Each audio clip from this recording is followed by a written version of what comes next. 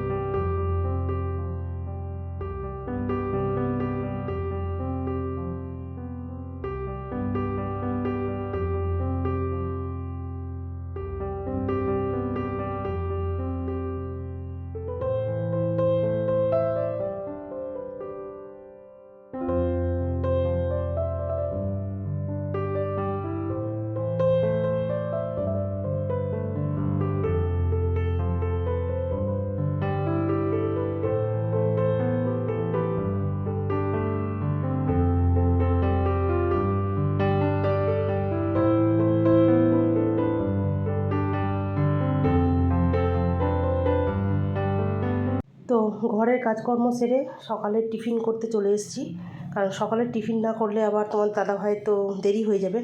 ওই জন্য সকাল সকাল আগে টিফিনটা করে নিই। তোমার দাদাভাই ওদিকে চা খেয়ে স্নান করতে চলে গেছে। তো স্নান করে এসে তারপরে টিফিনটা খেয়ে তারপরে তোমার দাদাভাই অফিসে বেরোবে। তো সেই জন্য আগে আমাকে টিফিনটা রেডি করতে হবে। আর সকালবেলা রুটি করছি, কারণ কেন বলো তো, ছেলে বলছে রুটি খাবো, মাও বলছে রুটি খাবো। তো ওই জন্য সবার জন্যই রুটি করে নিচ্ছিলাম। তো সকাল সকাল রুটির তরকারিটা করে নিলে তো সকালের খাবার চাপটা মিটে যায়। তো সকালের জলখাবারে প্রতিদিন কী বানাবো কী বানাবো সেই নিয়েই একটা চিন্তার বিষয় হয়ে যায় যে প্রতিদিন সকালে কী বানাবো। তো বেশিরভাগটা রুটিই করি, কারণ তোমার দাদাভাই তো খেয়ে যায়, অনেকটা দেরিতে আসে। তো ওই জন্য রুটি খেয়ে গেলে অনেকটা পেটটা ভার থাকে। তো সেই জন্য সকাল সকাল রুটিটাই করে নিচ্ছি। ঠিক আছে, তো চলো ঝটপট করে রুটিটা করে নিই, তারপর আবার আসছি।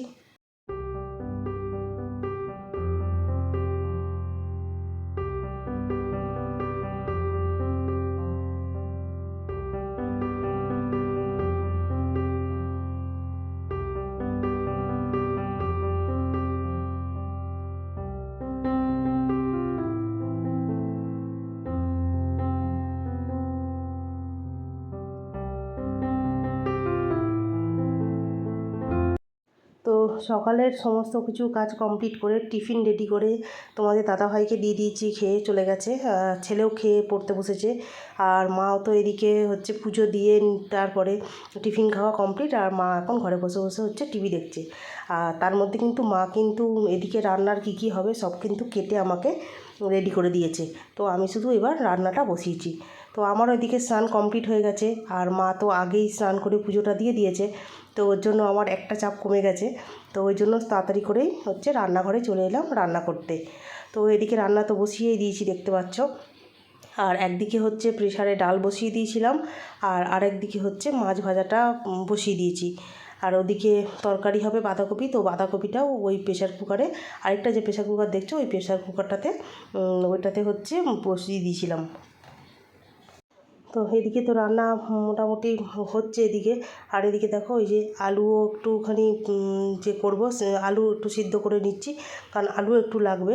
হচ্ছে আলু একটু ভাতে দেবো, ওই কারণে ভালো শুধু ভাতে না, উচ্ছে আর আলু একসাথে ভাতে, সেটা ভাতে আর দিইনি, সেটা প্রেসার কুকারেই সিদ্ধ করে নিয়েছি। তো দুপুরবেলাতে এটা মাখবো। আর এদিকে বলতে বলতে মাছটাও ভাজা হয়ে গেছে।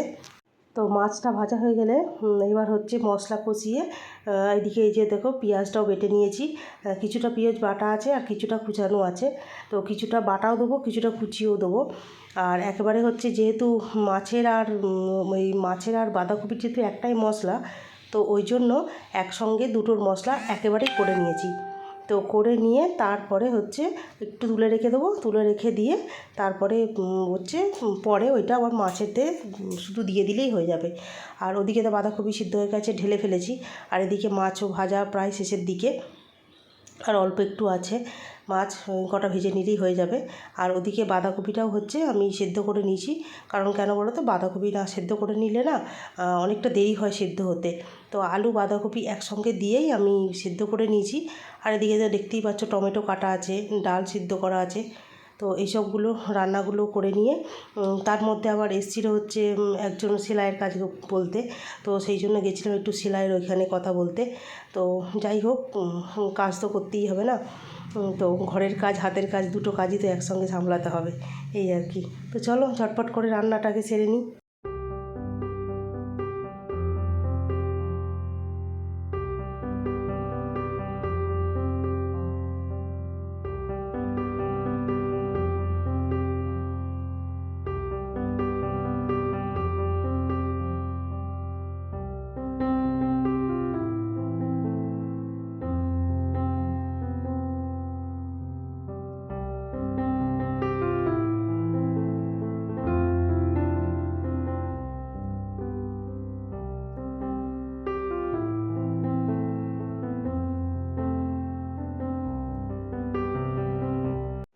আর এদিকে মাছ ভাজা আমার কমপ্লিট হয়ে গেছে।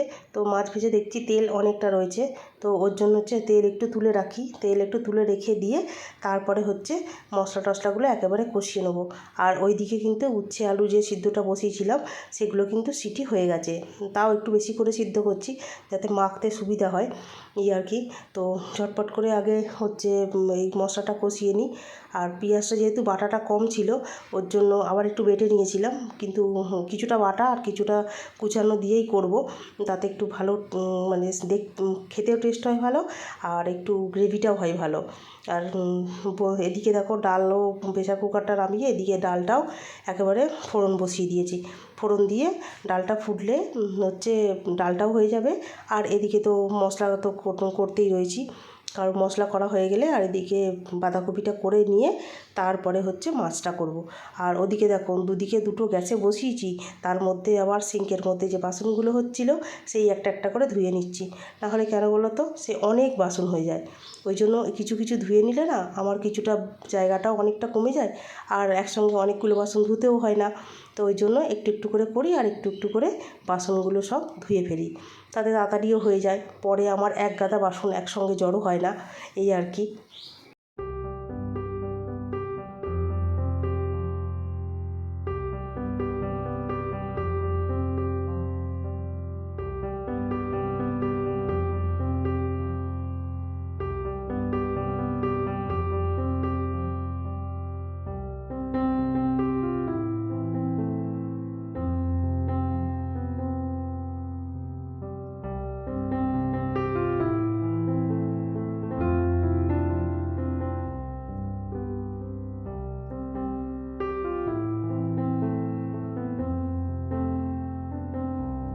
আর এদিকে দেখো ডালটা হয়ে গেছে, তো ডালটা ফোড়ন দিয়ে ডালটাকে নামিয়ে ফেললাম। আর এদিকে এখনও কিন্তু ভাতটা আমার কিন্তু কমপ্লিট হয়নি, তো ফুটিয়ে অফ করে রেখেছিলাম, তো ওই জন্য হচ্ছে ভাতটাকে আবার একবার বসিয়ে দিলাম। তো ভাতটা এবার ফুটে গেলেই তাহলেই হয়ে যাবে। আর হ্যাঁ, ফ্রিজে কিছুটা ভাত ছিল, সেই ভাতটাও আমি হাঁড়িতে হচ্ছে দিয়ে দিয়েছি। না দিলে না ওই একসঙ্গে ভাতটা হয়ে যায়, আর এদিকে না দিলে খুব মানে অসুবিধা হয়। অসুবিধা বলতে কি, ওই ভাতটা তাহলে থেকেই যাবে। আর হাঁড়ির মধ্যে দিয়ে দিলে তো একসঙ্গে ভাতটা হয়ে গেলে তো ভাতটা হয়েও যাবে একসঙ্গে, আর কোনো অসুবিধাও হবে না, গরমও হয়ে যাবে। আর এদিকে দেখো ভাতও হয়ে গেছে, আর এদিকে বাঁধাকপিটাও আমি কষানো চলছে। আর বাঁধাকপিটা আলুটা যেহেতু সিদ্ধ করা, তো ওই জন্য বেশিক্ষণ কষাতে লাগে না, অল্প একটু কষিয়ে নিলেই হয়। আর যেহেতু আগে মশলাটা অনেকক্ষণ কষিয়ে নিয়েছি, তো ওই জন্য আর বেশি বাঁধাকপিটা হচ্ছে বেশি কষাতেও লাগে না, অল্প একটু কষিয়ে নিলেই হয়। আর বাঁধাকপিতে তো আর জল দেবো না। আর এদিকে তো বাঁধাকপি প্রায় হয়েই এসছে, আর এবার হচ্ছে নামাবো, কারণ আরেকটুখানি টানিয়ে নিই। আর বাঁধাকপিটা না একটু টানালে না বেশ একটু ভালো লাগে, আর একেবারে ঝোল ঝোল হলে ভালো লাগে না একদমই। আর এদিকে একটু গরম মশলাটা দিয়ে দিলাম, তো গরম মশলাটা দিলে একটা সুন্দর সেন্ট আসে, আর খেতেও বেশ ভালো টেস্ট হয়। তো ওই জন্য বাঁধাকপিটা একটু গরম মশলা দিয়ে একটু নেড়ে চেড়েই তারপরে হচ্ছে নামিয়ে নিয়ে এবার হচ্ছে মাছের ঝালটা বসাবো। তো এদিকে বাঁধাকপি তো আমার রেডি হয়েই গেছে।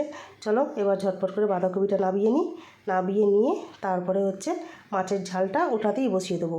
আর যেহেতু মশলাটা করা একদম কষিয়ে রেডি করাই আছে, তো ওই জন্য একটু মশলাটাতে জল দিয়েই তারপর ফুটলেই হচ্ছে মাছগুলো হচ্ছে দিয়ে দেবো। তাহলেই তো রান্না আমার ঝটপট হয়ে যাবে, একেবারেই কমপ্লিট। আর দেখেছো তো, দুটো মশলা একই রকম হলে একবারে করে নিলে কতটা সুবিধা হয়, দুবার দুবার করে খাটতে হয় না। এই যে, তো চলো এবার হচ্ছে ঝটপট করে জল দিয়ে এবার মশলাটাকে বসিয়ে দিলাম। তো এবার ফুটলেই মাছটা দিয়ে দেবো, আর একটু নুন যদি লাগে তো স্লাইডে একটু নুন দিয়ে তারপরে মাছটাকে দিয়ে ফুটিয়ে নিলে হয়ে যাবে আমার আজকের রান্না কমপ্লিট। আর রান্না হয়ে গেলেই তো হলো না, রান্না হয়ে যাওয়ার পরেও রান্নাঘরে অনেক কাজ থাকে। যেমন ধরো ওই যে বাসনগুলো যে মেজেছি, সেই বাসনগুলো সিঙ্ক থেকে তোলা, তারপরে হচ্ছে ঠিকঠাক করে গুছিয়ে সব কিছু রাখা। তো সেগুলো তো আর রান্না করতে করতে হয় না, তো ওই জন্য রান্না কমপ্লিট করে নিয়ে তারপরেই হচ্ছে ওইগুলোকে একদম গুছিয়ে টুছিয়ে নিয়ে একবারে হচ্ছে গ্যাস মুছে যেটুকু আরও বাসন থাকে সেই বাসনটুকু মাজা, সমস্ত কিছুই তো থাকে।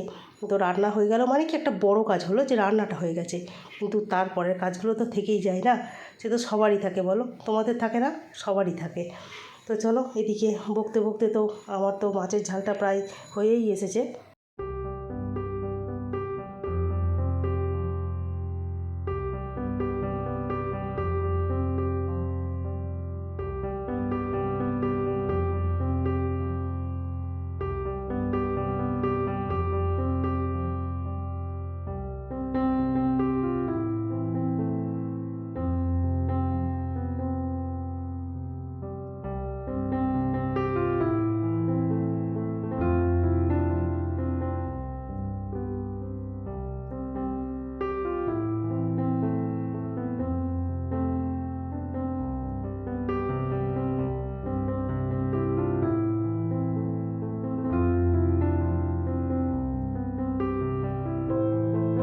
আর হ্যাঁ, তোমাদের তো বলতেই ভুলে গেছি, আর জানো তো আগের দিনের হচ্ছে মাছের ডিমের বড়া করেছিলাম, তো সেই বড়ার তরকারি কিছুটা রয়ে গেছে। তো শুধু বড়াগুলো আর একটু আলু আছে, তো ওই জন্য হালকা একটু পেঁয়াজ বাটা একটুখানি মশলা সামান্য দিয়ে তারপরে হচ্ছে ওই বড়াগুলোকে একটুখানি তরকারিটা বাড়িয়ে নিলাম, যাতে মানে খেতে একটু টেস্টি হয়। তো সেদিন তো আর কিছু ছিল না, এই আর কি। তো ওই সবগুলো করে নিয়ে তারপরে এবার হচ্ছে ওই বড়ার ঝালটা করে নেবো, করে নিয়ে তারপরে হচ্ছে একটুখানি রান্না আরও বাকি আছে। তো বাকি আছে বলতে রান্নাটা পরে আবার ছেলে এসে বলছে যে মা আজকে লোটে মাছ আছে, লোটে মাছটাও করো। তো কী আর করব, করতে বাধ্য, তখন ছেলে বলছে, ছেলের জন্য তো করতেই হবে।